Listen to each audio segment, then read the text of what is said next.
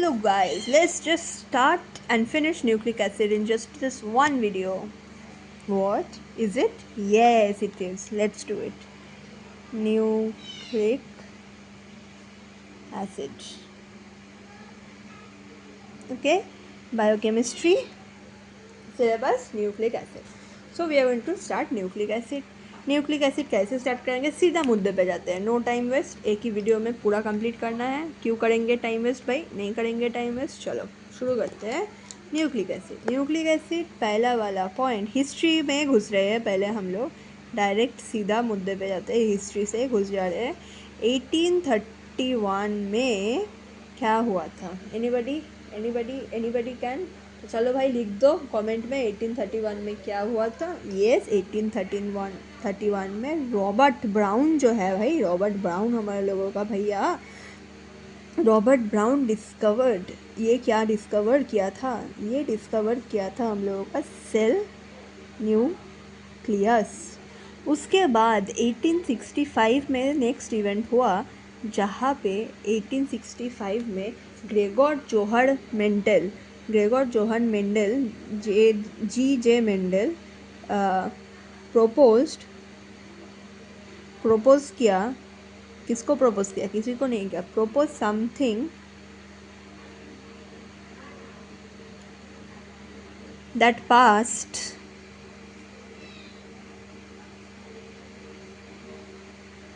unchanged from parents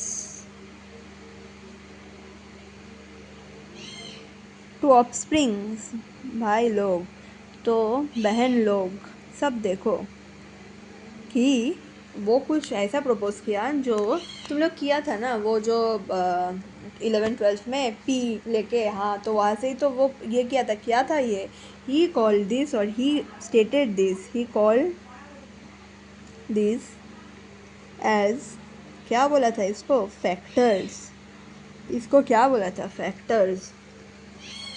इसके ठीक 3 साल बाद यानी कि 1869 में क्या हुआ? हम लोग का फ्रेडरिक मिशर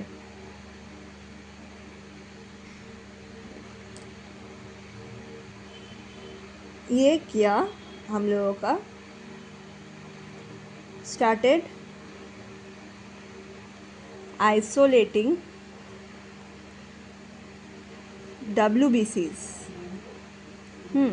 ये WBC चूज करना स्टार्ट कर दिया. ये he was interested in the chemical content of cell nucleus. ठीक है, चलो सही है. Why did he choose WBC? क्योंकि लार्ज साइज, ये बाद में लिखेंगे जब समझ में आ जाएगा WBC में से क्या क्या मिलता है, अभी नहीं. Easy available,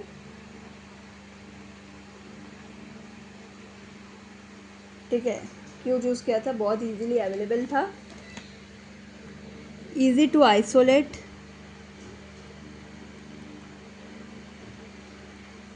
yield will be higher. ठीक है, यील्ड हो जाएगा हायर. और वो भी लिख दो, large size of nuclei. WBC का जो न्यूक्लियाई का साइज है, लार्ज सेल न्यूक्लियाई. ठीक है, तो इस सब के लिए वो WBC चूज़ कर लिया. WBC उसको कहाँ से मिलता था पता है? वो जो सर्जिकल बैंडेज होता है, हाँ, वो जो पस होता है, वो तो बैंडेजेस में लगता है. वो पस सर्जिकल बैंडेजेस से वो WBC लेता था. कैसे लेता था तो वो भी देख लेते हैं. Steps for isolation of WBC. Okay, चलो. WBC is obtained from surgical bandages. उसके बाद treated them with, but treated the cells with dilute HCl। ये डाइल्यूट HCl कहाँ से मिलता था उसको? तब तो नहीं था, कोई तो नहीं देगा, तो वो क्या था, कहाँ से मिलता था उसको? From pig stomach. देखो, आदमी करना चाहते हैं तो क्या कर सकते हैं। तुम लोग पढ़ लो, बहुत कुछ कर सकते हो, पर पढ़ोगे नहीं। देन उसके बाद the residue settled in the bottom.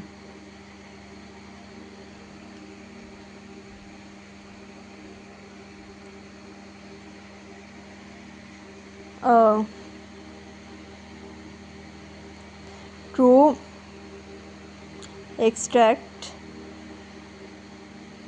nuclei, or from that extract nuclei by alkali treatment। ठीक है, तो ये हो गया हम लोग का फर्स्ट पेज कंप्लीट। उसके बाद देखते हैं क्या होता है। उसके बाद the isolated substances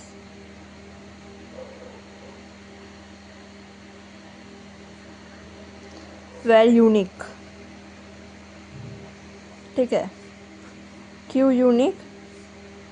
very large molecule, acidic in nature,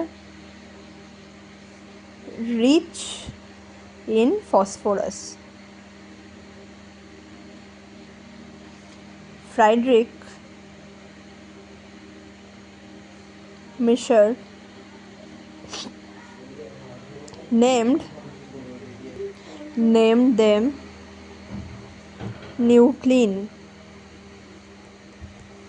क्यों nuclein? as derived from nucleus। ठीक है, तो न्यूक्लियाई बोल सकते हैं, एज डिराइव फ्रॉम न्यूक्लियाई, तो उसको वो न्यूक्लिन बोल दिया। ठीक है, उसके बाद 1889 में अलेक्जेंडर, उसका टाइटल था Altman, Alexander Altman, named this as nucleic acid. ठीक है, एंड उसके बाद 1950 में प्रोपेनी लेवेनी, ठीक है, फोएबस लेवेनी एंड अलेक्जेंडर टोड। ठीक है, दोनों अलेक्जेंडर, यहाँ पे अलेक्जेंडर ऑल्टमैन 1889 में, और 1950 में अलेक्जेंडर टोड और Phoebus Levene illustrated this chemical structure of nucleic acid. Illustrate किया, और क्या किया कि they are linear polymers, nucleic acids are linear polymer, they call nucleic acid as linear polymer। with each linear polymer monomeric unit इसका था nucleotide. वो भी बोला, एक एक पॉलीमर एक एक न्यूक्लियोटाइड लेकर बना हुआ था, ये भी बोल दिया गया। और कनेक्शन 3' से 5' कनेक्शन होता है। ठीक है, तो ये पूरा कह दिया गया। ठीक है, इसके बाद सीधा न्यूक्लियोटाइड्स में घुसते हैं। न्यूक्लियोटाइड्स क्या है? ठीक है, लेट्स गो। तो न्यूक्लियोटाइड्स क्या है? न्यूक्लियोटाइड्स 3 चीज़ों से बना हुआ होता है। क्या क्या होता है न्यूक्लियोटाइड्स में? पहला हो जाता है तुम्हारा पेंटोस शुगर। ठीक है, पेंटोस शुगर। उसके बाद हो जाता है नाइट्रोजनस बेस। तुम्हारा नाइट्रोजनस बेस होगा। उसके बाद तुम्हारा लास्ट वाला होता है पेंटोस, फॉस्फोरस, मतलब फॉस्फोरिक एसिड। ठीक है। तो ये हो गया जो फॉस्फोरस या फिर फॉस्फोरिक एसिड भी बोल सकते हो। तो ये दोनों मिला के बनाता है न्यूक्लियोसाइड। और जब भी फॉस्फोरिक एसिड या फिर फॉस्फोरस जुड़ दो, यानी कि ऐसा टाइप का स्ट्रक्चर होता है उसका, हाँ, तो ये जुड़ दो तो हो गया ये न्यूक्लियोटाइड। ठीक है। तो अब आते हैं पेंटोस शुगर। पेंटोस शुगर दो टाइप का होता है, एक डीऑक्सी राइबोज और दूसरा वाला होता है राइबोज। ठीक है। तो डीऑक्सी राइबोज कैसा होता है देख लेते हैं पहले। तो ये फ्यूरानोस फॉर्म में होगा, बीटा कॉन्फ़िगरेशन होगा। तो देखो ऐसा टाइप का होगा, बीटा बोला मैंने, OH। ठीक है, पहले राइबोज ड्रॉ करते हैं। ठीक है, OH OH CH2OH। तो ये हो गया राइबोज। और डीऑक्सी राइबोज सेकेंड पोजीशन में ये वाला उड़ा दिया, तो ये हो गया ना डीऑक्सी। सो या 2' डीऑक्सी राइबोज भी बोल सकते हैं इसको। ठीक है। तो ये हो गया तुम्हारा deoxy ribose, beta D deoxy ribose, या फिर बोल सकते हो बीटा डी राइबोज जब ये O रहेगा। ठीक है। अब आ जाता है नाइट्रोजिनस बेस। नाइट्रोजिनस बेस दो टाइप का होता है, थोड़ा सा डिफ़िकल्ट चीज़ है ये वाला। पीरिमिडिन होता है और प्यूरिन होता है। ठीक है, पूरा अच्छे से समझो इसको। पीरिमिडिन में और प्यूरिन में क्या क्या होता है। पीरिमिडिन में होता है साइटोसिन, थाइमिन, यूरासिल। ठीक है। साइटोसिन पहले देखते हैं कैसा होता है। ठीक है। पीरिमिडिन रिंग कैसा होता है, ऐसा एन होगा एक, ऐसा ऐसा ऐसा। ठीक है। तो साइटोसिन कैसा होता है, 2 ऑक्सी 4 अमाइनो। तो मार्किंग कैसे करेंगे, चलो यह है 1, यहाँ पे एंटी क्लॉकवाइज मूवमेंट होगा, मतलब ऐसे मूवमेंट होगा, यहाँ से ऐसे करके मार्किंग होगा। तो ये हो गया 1, ये हो गया 2, ये हो गया 3, ये हो गया 4, ये हो गया 5, ये हो गया 6, ऐसे करके रोटेशन हो गया। तो 2 में ऑक्सी 4 में अमाइनो पिरिमिडिन को कहते हैं हम लोग साइटोसिन। 2 oxy 4 amino. ठीक है, 2 ऑक्सी 4 अमाइनो। उसके बाद देखेंगे यूरासिल। ठीक है, तो पहले तो पिरिमिडिन रिंग को ड्रॉ करो। तो ये हो गया 2,4 डाईऑक्सी पिरिमिडिन को हम लोग कहते हैं यूरासिल। ठीक है, तो 2 में 4 में। ठीक है, यहाँ पे किया तो यहाँ पे एक H आ गया, यहाँ पे किया तो यहाँ पे भी एक H आ गया। ठीक है, डबल बॉन्ड को देख लेते हैं पहले। ठीक है, यहाँ पे एक O आया तो यहाँ का डबल बॉन्ड उड़ गया, यहाँ पे एक डबल बॉन्ड होगा, ये मिस करके यहाँ पे एक होगा, ये मिस करके यहाँ पे होना चाहिए था पर ये नहीं हुआ।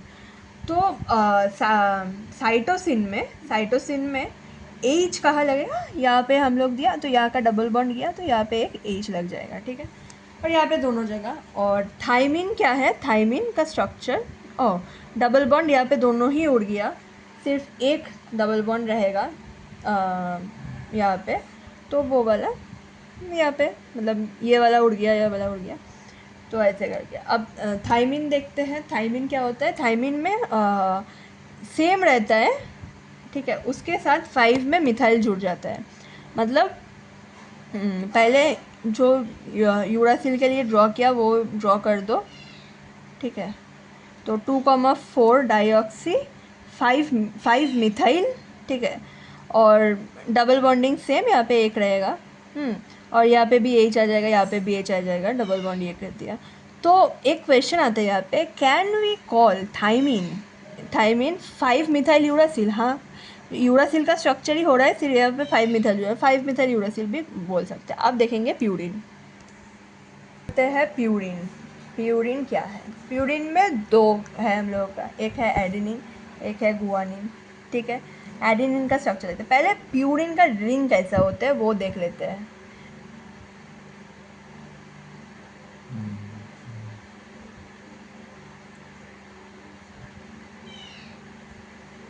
ऐसा होता है प्यूरिन का रिंग, ठीक है। डबल बॉन्ड जैसा था वहाँ पे, यहाँ पे एक डबल बॉन्ड, यहाँ पे जैसा था वैसा ही रहेगा।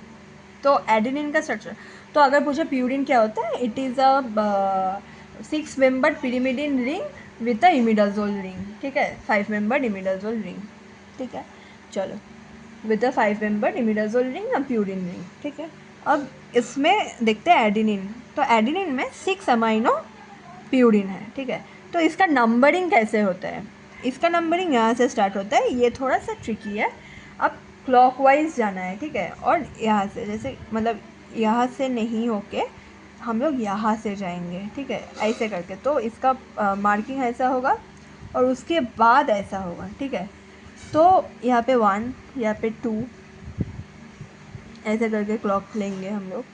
यहाँ पे 3, यहाँ पे 4, यहाँ पे 5, यहाँ पे 6, ये 7, फिर यहाँ पे 8, यहाँ पे 9, ठीक है।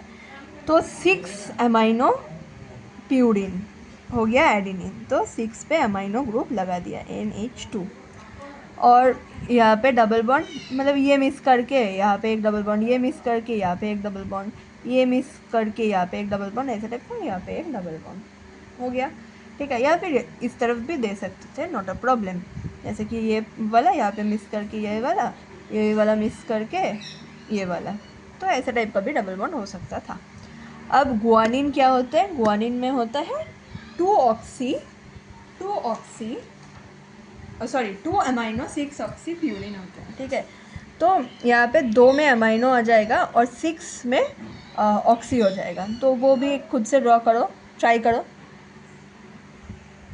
तो अब हम लोग देख लिया, ये वाला हो गया 2 अमाइनो 6 ऑक्सी प्यूरिन गुआनोसिन, ये हो गया ये।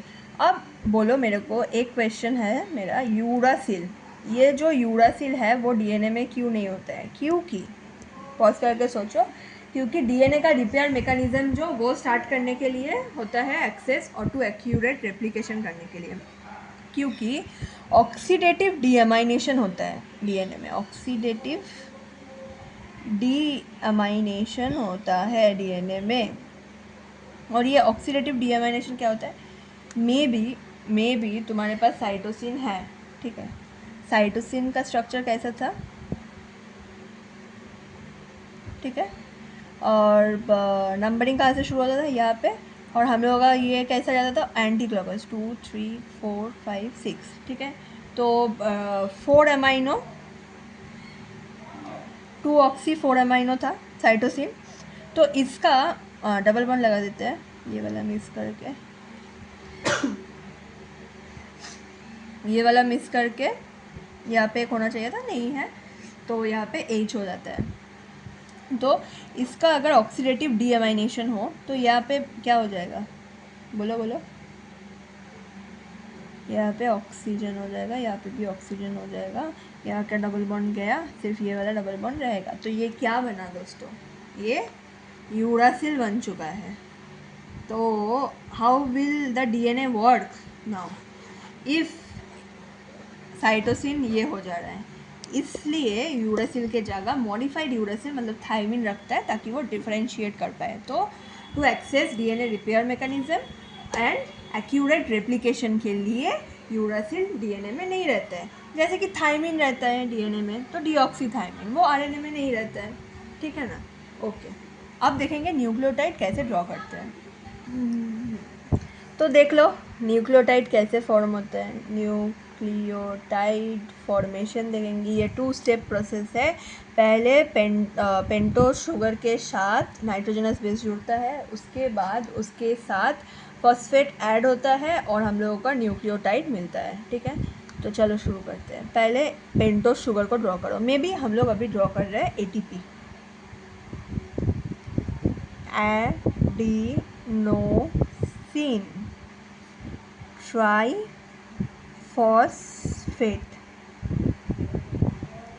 अच्छा, अगर सिर्फ एडिनोसिन रहता था तो अगर फॉस्फेट जुड़ दिया तुमने स्ट्रक्चर में तो ये पूरा गलत हो जाएगा।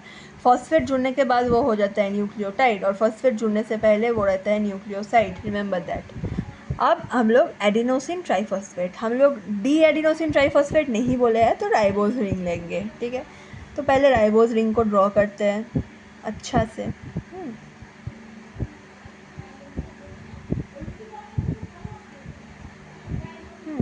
HOH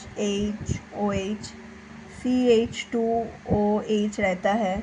एंड यहाँ पे क्या रहता है, यहाँ पे बीटा पोजीशन में ऊपर OH रहेगा, नीचे H रहेगा, हाँ ना, ओके। और एडिनोसिन, तो एडेनिन जुड़ेंगे, एडेनिन तो हर टाइम बेस का C1, और अगर प्यूरिन हो तो N9 जुड़ेगा उसके साथ, और अगर पिरिमिडिन हो तो C1 और N1 जुड़ेगा, ठीक है, ये याद रखना है। तो यहाँ पे पहले तुम एडेनिन का स्ट्रक्चर ड्रॉ करो।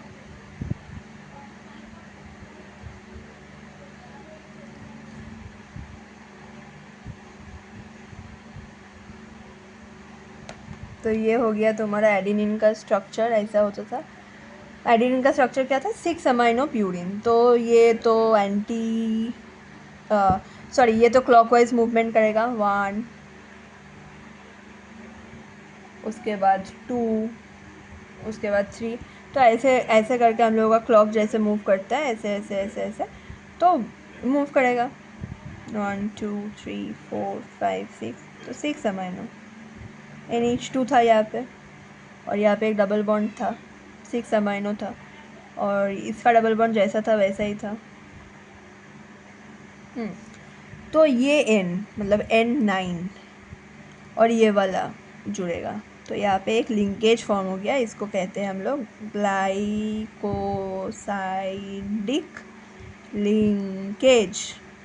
ये तुम्हारा क्या हो गया, एडिनोसिन फॉर्म हो गया, न्यूक्लियोसाइड। अगर क्वेश्चन में है एडिनोसिन ओनली तो यहाँ तक ही करना है, पर उसके बाद अगर बोला कि ट्राइफॉस्फेट जुड़ दो तो यहाँ के साथ ऐसे करके P double bond O minus, 3 phosphate बोले हैं तो 3 फॉस्फेट जुड़ेंगे, ऐसे करके POP, हाँ, और double bond O minus, double bond O minus, और यहाँ पे एक OH, ये एंड हो गया। तो ये हो गया हम लोगों का ATP एडिनोसिन ट्राइफॉस्फेट। अगर डीऑक्सी एडिनोसिन ट्राइफॉस्फेट तो ये ऐसा होता, ठीक है। अब एक देख लेते हैं हम लोग एग्जाम्पल पिरिमिडिन रिंग में। तो अभी हम लोग देखेंगे DCMP, डीऑक्सी साइटिडीन मोनोफॉस्फेट। खुद से ट्राई करो। तो डीऑक्सी, पहले राइबोज, डीऑक्सी राइबोज ड्रॉ करो। यहाँ पे OH होगा, यहाँ पे H होगा, यहाँ पे H होगा, OH डीऑक्सी में तो O उठ जाएगा, OH CH2OH यहाँ पे एक रहेगा, मैं नहीं लिख रही हूँ, काटना पड़ता है। तो उसके बाद H, यहाँ पे N1 में बॉन्डिंग होता है, ऐसा करके। साइटोसिन मतलब साइटोसिन का स्ट्रक्चर कैसा था, तो क्लॉकवाइज हम लोग जा रहे थे, तो मार्किंग 1 2 3 4 5 6 ऐसा था। तो 1 2 ऑक्सी, 4 एमाइनो, ठीक है। तो यहाँ पे एक डबल बॉन्ड होना है, ये छोड़ के यहाँ पे, ये छोड़ के यहाँ पे नहीं होगा ये वाला, तो यहाँ पे एक H हो जाता है ना, है ना, है ना, है ना, हाँ।